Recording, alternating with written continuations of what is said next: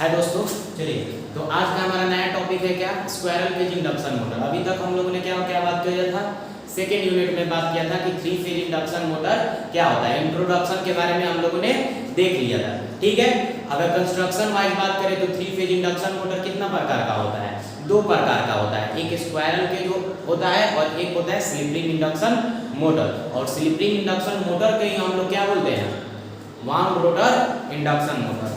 यानी अगर induction motor की बात करें एज पर बेसिस ऑफ 3 फेज, तो इंडक्शन मोटर जो होता है आपका 2 पार्ट होता है, ठीक है। कौन कौन सा, तो एक होता है स्क्वायरल केज और एक होता है आपका स्लिप रिंग। स्लिप रिंग ये मैंने इंट्रोडक्शन क्लास में भी बात किया था कि आपका इंडक्शन मोटर 2 टाइप का होता है। कंस्ट्रक्शन वाइज बात करें रोटर के कंस्ट्रक्शन के आधार पे तो 2 पार्ट होता है, एक स्क्वायरल केज होता है, एक स्लिप रिंग इंडक्शन मोटर होता है। स्लिप रिंग इंडक्शन के मोटर के बारे में हम लोगों ने बात कर चुका है। अब हम लोग बात करने वाले कौन से मोटर के बारे में, स्क्वायरल केज इंडक्शन मोटर के बारे में। अब देखो, स्क्वायरल केज इंडक्शन मोटर के रोटर के कंस्ट्रक्शन की बात करें तो इसका जो रोटर का कंस्ट्रक्शन होता है वो काफी रिजिड होता है। रिजिड कहने का मतलब क्या होता है, सॉलिड होता है। जैसे कि हम लोग स्लिप रिंग इंडक्शन मोटर में क्या कर रहे थे, वाइंडिंग्स का यूज कर रहे थे, ठीक है, वाइंडिंग्स का यूज कर रहे थे रोटर पर। लेकिन आपका स्क्वायरल केज इंडक्शन मोटर में क्या होता है, जो रोटर होता है इसमें बार्स यूज किए जाते हैं। जैसे कि हार्मोनिक्स को एलिमिनेट करने के लिए हम लोग डैम्पर्स वाइंडिंग यूज किया करते थे, उसी प्रकार से इसमें डैम्पर्स बार्स रखे होते हैं, ठीक है। और ये बार्स होते हैं स्क्यूड होते हैं। क्यों स्क्यूड होते हैं, ताकि हार्मोनिक्स को एलिमिनेट किया जाए। हार्मोनिक्स को एलिमिनेट करने के लिए इसके बार्स को क्या किया जाता है, स्क्यूड किया जाता है। और ये बार्स जो होते हैं वो 2 प्लेट से क्या होते हैं, सॉर्टेड होते हैं। क्यों सॉर्टेड होते हैं, क्योंकि जब आप स्टेटर पर सप्लाई दीजिएगा तो उससे क्या होगा, एक रोटेटिंग मैग्नेटिक फील्ड जनरेट होगा जो कि NS से रोटेट करेगा, ठीक है। अब वो NS से रोटेट करेगा तो क्या करेगा, इस कंडक्टर से रोटर के कंडक्टर्स को क्या करेगा, कट करेगा। जब वो रोटर के कंडक्टर्स को कट करेगा तो ऑब्वियस बात है उसमें क्या करेगा, EMF इंड्यूस कराएगा। और जब EMF इंड्यूस कराएगा तो उसको शॉर्ट करना जरूरी है, क्योंकि जब टॉर्क हमको चाहिए तो टॉर्क चाहिए तो स्टेटर से तो MMF मिल गया, रोटर से भी हमको MMF चाहिएगा इसका। तो रोटर से MMF प्राप्त करने के लिए EMF तो मिल गया है, तो MMF के लिए हमको क्या चाहिए, करंट चाहिए। अब करंट कहां से आएगा, तो आप बोलिए कि सर मैं क्या करूंगा कि जो इसमें EMF डेवलप हुआ है, पोटेंशियल मिल ही चुका है, अगर मैं इसको शॉर्ट पाथ प्रोवाइड कर दूं इन डैम्पर्स वाइंडिंग को या डैम्पर्स बार्स को शॉर्ट प्रोवाइड कर दूं तो इससे करंट फ्लो होने लगेगा और ये खुद का एक MMF जनरेट करेगा।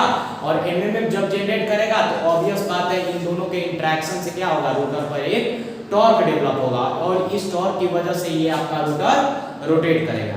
समझ में आया सबको। अगर कंस्ट्रक्शन की बात करें तो देखना, इसका जो रोटर होता है, ये जो इसका रोटर होता है एक सिलेंडर टाइप का होता है, ठीक है। और इस सिलेंडर से 2 रिंग लगे होते हैं, इनको मैंने क्या बोल दिया, इंड रिंग। और ये इंड रिंग किस लिए होते हैं, ताकि इन वाइंडिंग को शॉर्ट किया जाए। क्यों शॉर्ट किया जाए, ताकि जब EMF डेवलप होगा तो उससे करंट फ्लो होगे और करंट जब फ्लो होगा तो उससे MMF डेवलप आपका हो जाएगा। समझ में आया सबको। अब देखो आगे बात करते हैं। अब इस क्या होता है, इस सिलेंडर के अंदर जो ये रोटर होता है सिलेंडर टाइप का होता है और इसमें एक शाफ्ट लगा होता है, ये वाला, ये शाफ्ट लगा होता है, ठीक है। और ये इससे ये एंड रिंग जो होता है बोल्ट से क्या होता है, कसा होता है, इसके साथ शॉर्ट किया जाता है। ये भी एंड रिंग है, ये भी एंड रिंग है। और ये जो आपका ये डैम्पर्स बार्स यूज किए जाते हैं, ये जितना भी देख रहे हैं आप लोग देख रहे हैं ये सभी क्या है, बार्स, डैम्पर्स बार्स है। और इनका यूज किस लिए किया जाता है, ताकि हम लोग हार्मोनिक्स को एलिमिनेट कर सके, हार्मोनिक्स को कम कर सके, यानी हमिंग को कम कर सके, ठीक है। अब इंडक्शन मोटर की बात कर रहे हैं, यानी स्क्वायरल केज की बात कर रहे हैं, तो क्या क्या इसके बारे में हम बोल सकते हैं। पहली बात कि इसके स्टेटर और रोटर के बीच में जो एयर गैप होगा वो कम होगा। क्यों होगा, क्योंकि देखो अगर हम लोग वाइंडिंग्स यूज करते हैं तो एक स्मूथ सरफेस नहीं मिलता, ठीक है। अगर हम लोग वाइंडिंग्स यूज करते हैं तो एक स्मूथ सरफेस नहीं मिलता। लेकिन अगर हम लोग इसमें बार्स यूज कर रहे हैं, बार्स कहने का मतलब क्या होगा कि ऐसा ऐसा रॉड यूज किया जाएगा, ठीक है। वाइंडिंग्स के रूप में रॉड यूज किया जाएगा, जिसके चलते क्या होगा, एक स्मूथ सरफेस मिलेगा। किस पे, ये रोटर का जो कंडक्टर है एक स्मूथ सरफेस प्रोवाइड करेगा। कहने का मतलब क्या हुआ कि एयर गैप क्या करेगा, कम प्रोवाइड करेगा, लेस प्रोवाइड करेगा, ठीक ठीक है। अब बताओ जब एयर गैप कम प्रोवाइड करेगा तो मैग्नेटाइजिंग फ्लक्स जनरेट करने के लिए जो मैग्नेटाइजिंग करंट होगा इसका भी अमाउंट कम होगा, यानी मैग्नेटाइजिंग करंट का भी वैल्यू कम हो जाएगा। तो अब इस केस में बताओ जब मैग्नेटाइजिंग करंट का वैल्यू कम तो रिएक्टिव पावर कम, जब रिएक्टिव पावर कम तो पावर फैक्टर क्या लो, यानी पावर फैक्टर लो, रिएक्टिव पावर लो तो आपका पावर फैक्टर क्या हो जाएगा इंप्रूव हो जाएगा। जब पावर फैक्टर इंप्रूव हो जाएगा तो उसका मतलब कहने का मतलब क्या होगा कि नो लोड पावर फैक्टर इसका इंप्रूव हो गया। तो आपसे कोई पूछ दे कि स्क्वायरल केज इंडक्शन मोटर का नो लोड पावर फैक्टर क्या होता है तो आप क्या कीजिएगा, कहिएगा कि आप इसका जो नो लोड पावर फैक्टर होता है वो क्या होता है बेटर होता है as compare to wound rotor induction machine, wound rotor induction motor. क्यों कहेंगे, क्योंकि वाउंड रोटर इंडक्शन मोटर का जो सरफेस होता है उसमें जो स्मूथ नहीं होता है स्क्वायरल केज की तरह, क्योंकि वाउंड रोटर इंडक्शन या स्लिपिंग इंडक्शन मोटर में वाइंडिंग्स यूज किया जाता है, लेकिन वाउंड रोटर इंडक्शन मोटर की बात करें तो इसमें बार्स यूज किया जाता है और ये बार्स के स्क्यूड होते हैं ताकि हार्मोनिक्स को एलिमिनेट किया जाए। अब देखिए कंस्ट्रक्शन की बात करें, इसके और कंस्ट्रक्शन के बारे में बात करें तो इसका स्टेटर और रोटर दोनों जो होते हैं सिलिकॉन स्टील के बने होते हैं। ध्यान से सुनिएगा, इसके स्टेटर और रोटर जो होते हैं दोनों जो होते हैं सिलिकॉन स्टील के बने होते हैं। ठीक है, अब ये सिलिकॉन स्टील के क्यों बने होते हैं ताकि, और ये सिलिकॉन स्टील के बने होते हैं ताकि क्या हो सके लॉसेस को कम किया जा सके। और जो ये सिलिकॉन स्टील है ये लैमिनेट होता है, दोनों रोटर और स्टेटर पर दोनों जो ये कोर्स रखे जाते हैं सिलिकॉन स्टील के, ये दोनों क्या होते हैं लैमिनेट किए जाते हैं। क्यों किए जाते हैं ताकि लॉसेस को कम किया जा सके। हिस्टैरिसीस लॉस कैसे कम हो जाएगा, क्योंकि सिलिकॉन स्टील का परमिएबिलिटी हाई तो इसका हिस्टैरिसीस लॉस कम, क्योंकि हिस्टैरिसीस कोएफिशिएंट कम तो हिस्टैरिसीस लॉस कम हो जाएगा। अब हिस्टैरिसीस लॉस कम होगा, एडी करंट लॉस कैसे कम होगा, तो पहली बात कि जो सिलिकॉन स्टील है जब इसको एडी करंट लॉस को अगर हमको कम करना है तो जानते हैं हम लोग एडी करंट लॉस को कम करने के लिए हम लोग क्या करते हैं मटेरियल को लैमिनेट करते हैं और बीच में क्या करते हैं इंसुलेशन या माइका का इंसुलेशन कोई वर देते हैं, जिसके चलते एडी करंट जो एडी करंट का पाथ होता है वो शॉर्ट हो जाता है। जब एडी करंट का पाथ शॉर्ट होता है तो ऑब्वियस बात है एडी करंट जो लॉस होगा वो भी क्या हो जाएगा कम हो जाएगा। ठीक है, सबको समझ में आई इतना बात। चलो आगे बात करते हैं। ये तो हम लोगों ने बात किया सिलिकॉन स्टील के स्टेटर और रोटर के बारे में।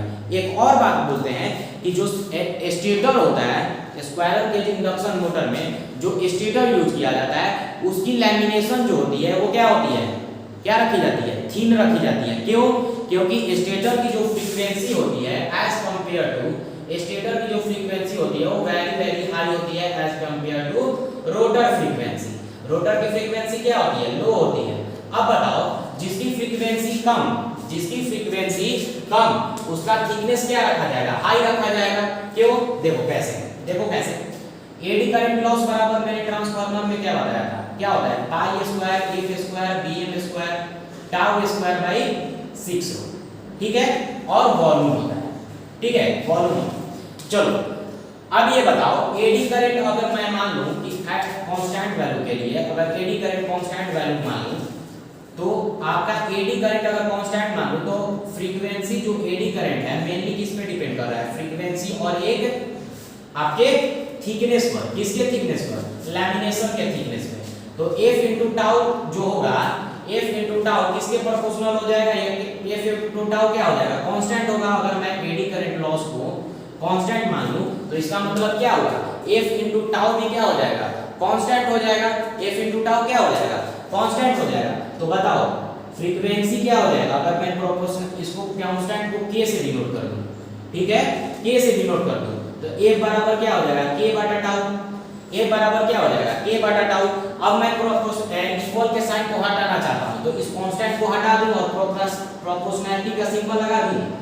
तो देखो यहां से क्या रिलेशन निकला कि F जो होता है वो इनवर्सली प्रोपोर्शनल टू होता है क्या थिकनेस ऑफ लैमिनेशन, यानी जिसका थिकनेस ज्यादा उसकी फ्रीक्वेंसी कम और जिसकी थिकनेस कम उसकी फ्रीक्वेंसी ज्यादा। और हम लोग जानते भी हैं कि जो इंडक्शन मशीन होता है उसकी स्टेटर की फ्रीक्वेंसी जो होती है हाई होती है एज कंपेयर टू रोटर। तो बताओ स्टेटर की जब फ्रीक्वेंसी हाई तो रोटर का थिकनेस क्या रखा जाएगा कम। सॉरी स्टेटर की थिकनेस क्या रखा जाएगा, कम रखा जाएगा यानी थिनर रखा जाएगा। और वही रोटर की फ्रीक्वेंसी की बात करें तो रोटर की फ्रीक्वेंसी कम होगी। कब कम होगी, जब उसके थिकनेस को हाई रखा जाएगा। तो याद रखना कि जो स्टेटर की फ्रीक्वेंसी होती है वो मच लेस देन क्या होती है, रोटर की फ्रीक्वेंसी से। और स्टेटर की जो थिकनेस होती है, स्टेटर की जो थिकनेस होती है वो क्या होती है, मच ग्रेटर देन रोटर की थिकनेस से। तो ये दो इंपॉर्टेंट एस्पेक्ट्स जो होते हैं वो बहुत इंपॉर्टेंट होते हैं as the point of exam. ठीक है, तो ये दोनों पॉइंट याद रखना। अब हम लोग बात करते हैं टॉर्क के बारे में। ये स्क्वायरल के जो मोटर है इसका टॉर्क क्या होता है। पहले ये बताओ, जब हम लोगों ने वाइंडिंग की जगह डैम्पर्स बार्स का यूज किया है तो ऑब्वियस बात है इसका रेजिस्टेंस कम होगा। जब इसका रेजिस्टेंस कम होगा तो पावर फैक्टर क्या होता है, cos phi बराबर r/z होता है। जब इसका रेजिस्टेंस कम तो पावर फैक्टर कम, और जब पावर फैक्टर कम तो टॉर्क क्या होगा, कम होगा। तो स्क्वायरल के इंडक्शन मोटर का टॉर्क क्या होता है, लेस होता है as compare to wound rotor, क्योंकि वाउंड रोटर में हम लोग सेल्फ क्या कर सकते हैं, एक्सटर्नल रेजिस्टेंस ऐड कर सकते हैं। लेकिन स्क्वायरल केज में हम लोग एक्सटर्नल रेजिस्टेंस ऐड नहीं कर सकते हैं, क्योंकि ये दोनों एंड रिंग से क्या होते हैं, शॉर्ट होते हैं, एक्सटर्नल रेजिस्टेंस नहीं ऐड कर पाएंगे। ठीक है, इतना बात समझ में आया। अब चलो आगे देखो, आगे बात करते हैं। इसमें क्या होता है कि इसके जो रोटर वाइंडिंग होते हैं वो क्या होते हैं, इनके जो रोटर वाइंडिंग यानी जो रोटर पर वाइंडिंग यूज किया है, जो बार्स यूज कर रहे हैं, डैम्पर्स बार्स यूज किया जा रहे हैं, ये क्या होते हैं आपके अनइंसुलेटेड होते हैं। लेकिन वही वाउंड रोटर इंडक्शन मशीन की बात करें, इंडक्शन मोटर की बात करें तो रोटर पर जो वाइंडिंग यूज किए जाते हैं वो क्या होते हैं, इंसुलेटेड होते हैं। लेकिन इस पे जो बार्स रखे जाते हैं, जो डैम्पर बार रखे जाते हैं वो क्या होते हैं, अनइंसुलेटेड होते हैं। और ये किसके बने होते हैं, तो कॉपर और एल्युमिनियम के ये बार बने होते हैं। समझ में आया सबको। चलो आगे बात करते हैं। ये तो सभी सबको समझ में आएगा। अब ये बताओ, इसकी जब स्टार्टिंग टॉर्क लेस होगी तो आप और क्या बोल सकते हैं कि इसकी पुअर स्टार्टिंग जो कैरेक्टरिस्टिक्स है वो भी क्या होगी, लो होगी। अगर इसकी स्टार्टिंग टॉर्क लो है तो आप क्या बोल सकते हैं, इसकी जो स्टार्टिंग टॉर्क होती है वो क्या होती है, लो होती है। लेकिन रनिंग टॉर्क क्या होता है, अच्छा होता है। तो स्टार्टिंग टॉर्क लो होने के चलते इसकी जो स्टार्टिंग कैरेक्टरिस्टिक्स होती है वो पुअर होती है as compare to running characteristics. तो याद रखना स्क्वायरल केज इंडक्शन मोटर के बारे में इतना कुछ इंपॉर्टेंट है। ठीक है, चलो तो नेक्स्ट वीडियो में मिलते हैं। आज के लिए इतना ही रखेंगे। उम्मीद करता हूँ सबको समझ में आया होगा ये स्क्वायरल केज इंडक्शन मोटर। ठीक है, थैंक यू।